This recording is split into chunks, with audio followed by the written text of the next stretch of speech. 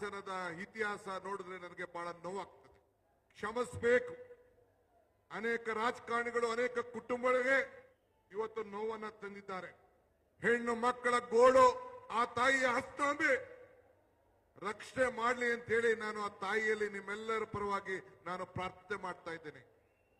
ಆ ತಾಯಿಯಂದಿರ ಸ್ವಾಭಿಮಾನ ಉಳಿಸಬೇಕು ಅಂತಾನೆ ಇಲ್ಲಿ ಸ್ವಾಭಿಮಾನ ಸಮಾವೇಶವನ್ನ ನಾವಿಲ್ಲಿ ಹಮ್ಮಿಕೊಂಡಿದ್ದೇವೆ. ಇದನ್ನ ತಾವೆಲ್ಲ ಗಮನದಲ್ಲಿ ಇಟ್ಕೊಳ್ಬೇಕು.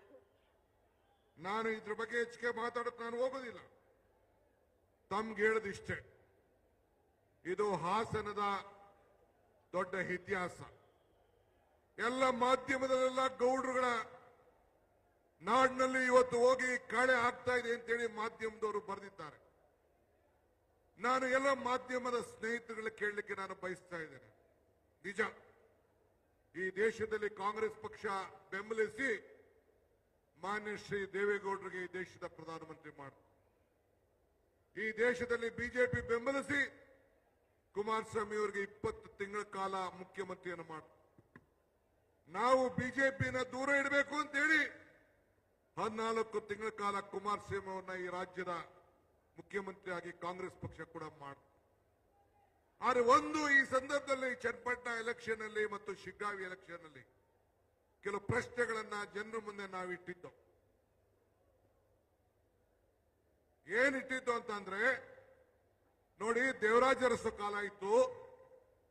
ಕಾಂಗ್ರೆಸ್ ಸರ್ಕಾರ ಇದ್ದಾಗ ಉಳೂನ್ಗೆ ಭೂಮಿ ಅಂತ ತಂದಿದ್ದು, ಅದು ಒಂದು ಗ್ಯಾರಂಟಿಯ ಯೋಜನೆ.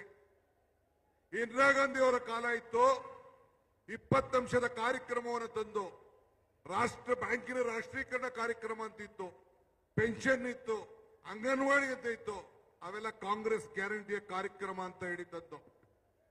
ಮನಮೋಹನ್ ಸಿಂಗ್ ರವರ ಕಾಲ, ರಾಜೀವ್ ಗಾಂಧಿಯವರ ಕಾಲ, ಆಗ ಏನು ಒಂದು ತಂತ್ರಜ್ಞಾನ ಏನು ನಡೀತಾ ಇದೆ, ಅದೆಲ್ಲಕ್ಕೂ ಕೂಡ ಒಂದು ದೊಡ್ಡ ಶಕ್ತಿಯನ್ನು ಕೊಟ್ಟು ನಿಮ್ಮೆಲ್ಲರ ಕೈಯಲ್ಲಿ ಮೊಬೈಲ್ಗಳನ್ನ ಕೊಟ್ಟು ಒಂದು ಕ್ರಾಂತಿಯನ್ನ, ಇವತ್ತು ಹೊಸ ಕ್ರಾಂತಿಯನ್ನ ಪ್ರಾರಂಭ ತಂದು ಇದು ಜನರ ಕಲ್ಯಾಣಕ್ಕೆ ಹೊಸ ಗ್ಯಾರಂಟಿಯನ್ನು ತಂದು, ಮನಮೋಹನ್ ಸಿಂಗ್ ಅವರ ಕಾಲದಲ್ಲಿ ಸೋನಿಯಾ ಗಾಂಧಿ ಅವರ ನಾಯಕತ್ವದಲ್ಲಿ ಇವತ್ತು ಆಹಾರ ಬದ್ಧತೆ ಕಾಯ್ದೆ ತೆಗೆದುಕೊಂಡು ಬಂದು, ವಿದ್ಯಾ ಕ್ಷೇತ್ರದಲ್ಲಿ ಎಲ್ಲರಿಗೂ ಕೂಡ ವಿದ್ಯೆಯನ್ನು ಕೊಡಬೇಕು ಅಂತೇಳಿ ಕಾಯ್ದೆಯನ್ನು ತೆಗೆದುಕೊಂಡು ಬಂದು, ಆಹಾರ ಬದ್ಧತೆ ಕಾಯ್ದೆ, ವಿದ್ಯಾ ಕ್ಷೇತ್ರದಲ್ಲಿ ಕಾಯ್ದೆ, ಎಲ್ಲರಿಗೂ ವಿದ್ಯಾ ಹಕ್ಕು ಮತ್ತು ಇವತ್ತು ಉದ್ಯೋಗ ಖಾತ್ರಿ ಯೋಜನೆಯನ್ನು ತೆಗೆದುಕೊಂಡು ಬಂದು ಉದ್ಯೋಗ ಗ್ಯಾರಂಟಿ ಯೋಜನೆ ತೆಗೆದುಕೊಂಡು ಬಂದು, ಇದು ಕಾಂಗ್ರೆಸ್ ಪಕ್ಷದ ಗ್ಯಾರಂಟಿ, ಆಗಿನ ಕಾಲದ ಗ್ಯಾರಂಟಿ.